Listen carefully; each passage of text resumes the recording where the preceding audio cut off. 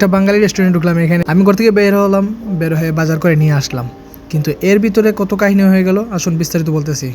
আমাকে নাসির ভাই হঠাৎ ফোন করলো, বললো যে আসো বাইরে যাবো, এই জন্য আমি তাড়াহুড়ো করে রেডি হয়ে গেলাম। আসসালামু আলাইকুম everyone, it's me Nazmul and welcome to my new blog. So আজকে যাবো বাইরে, আসলে কিছু বাজার করা দরকার, বাঙালি মার্কেটে যাব, কিছু কাজ আছে সেগুলো করার জন্য। আর এখন বাইরে আসছি, বাইরে আসার পর এর সাথে আছে মামুন ভাই, আর রাস্তার লাইটগুলো অনেক বেশি ভালো লাগতেছে। আমি কিছু ক্লিপ নিতেছি।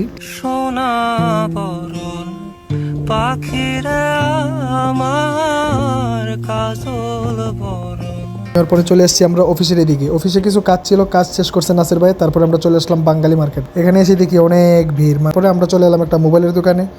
নাসির ভাই নতুন একটা মোবাইল কিনছে, মোবাইলটা সে ডিসপ্লে এগুলো লাগাইতেছে। তারপরে একটা চলে আসলাম বাঙালি হোটেলে, কিন্তু এখানে লেখা বমি কাশি সব কিছু নিষিদ্ধ। চাচা আমার দিকে এরকম তাকাইলো কেন, আমি এটা বুঝলাম না। তারপরে হাতটা ধুয়ে তাড়াতাড়ি আমি চলে গেলাম টেবিলে গিয়ে দেখি অনেক বাঙালি, ওরা শুধু ভাত খাইতেছে শুটকি দিয়ে, আলু দিয়ে, মাছ দিয়ে। আসলে আমরা বাঙালি যারা আছি আমাদের এগুলোই মজা লাগে খুব বেশি। আর আমি রুটি খেলাম, রুটি খাওয়ার পর আমার অনেক বেশি ভালো লাগতেছে। তারপর চলে এলাম সবজি মার্কেটে অনেক ধরনের বাঙালি শাক সবজি আছে, যেগুলো দেখে আসলে অনেক বেশি ভালো লাগতেছে। আসলে আমি এই বাঙালি মার্কেটে আসছি, আমি সবসময় আসি না এখানে। মুখি, কচু, লতা অনেক কিছু আছে এখানে, কি নাই যে এখানে সব কিছু আছে। তারপরে আমি চলে আসলাম এখানে। চলে আসার পরে দেখি মামুন ভাই এখানে পান কিনতেছে। তারপরে খাওয়ার শেষে মনে হইলো যে একটা পান খাই। তারপরে একটা পান খাইলাম আমিও তাদের সাথে।